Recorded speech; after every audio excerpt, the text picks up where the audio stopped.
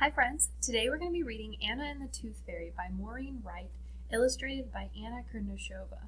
This is kind of to go along with our dental hygiene unit that we're doing for health this week. So enjoy Anna and the Tooth Fairy.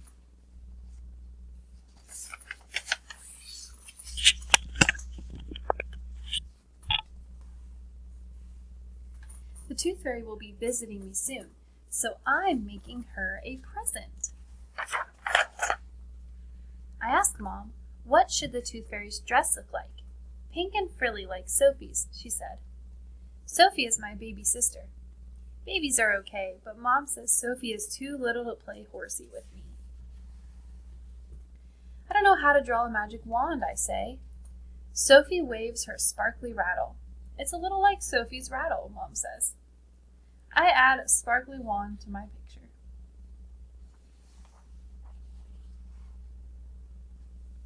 Mom yawns. I'm so tired, she says. Sophie kept me up all night long. I wiggle my loose tooth. The Tooth Fairy stays up all night long, too. She goes around the world collecting teeth and leaving money under pillows. Dad comes home and I ride on his back, pretending he is my horse. Then he picks up Sophie. Did you get any teeth yet, baby girl?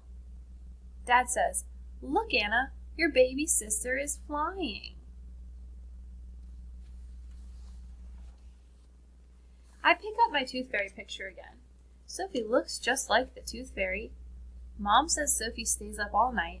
Dad asked her if she's got any teeth yet, and Sophie is taking flying lessons. My baby sister must be training to be a Tooth Fairy. Maybe Sophie is going to take my tooth when it falls out. I need to help her as much as I can so that she will be the best Tooth Fairy ever. The next day I teach her about money. Tooth Fairies have to know these things.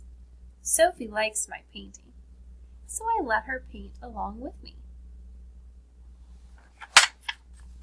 I tell Sophie that Tooth Fairies have to learn to be quiet so they can sneak around without anyone hearing.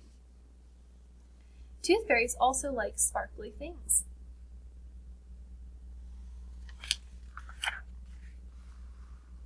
Tooth Fairies have to get used to the dark.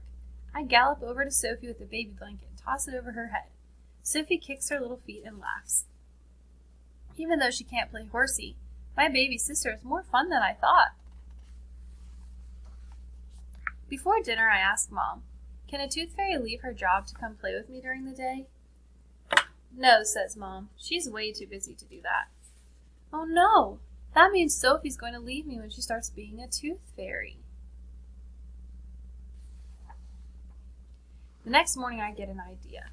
I'll make sure that I don't lose my tooth. Then my little sister won't have to start her Tooth Fairy job. I try using a bandage to keep my tooth in place. It doesn't stick. I use a pretty scarf to keep my mouth closed. Sophie pulls it off.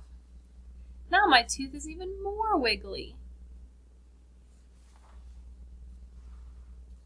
Every time my tongue touches my tooth, I feel it wobble back and forth. I don't eat any pizza at dinner, even though it's my very favorite food. Little horses have to eat too, says Dad. I shake my head and stomp my foot like a horse.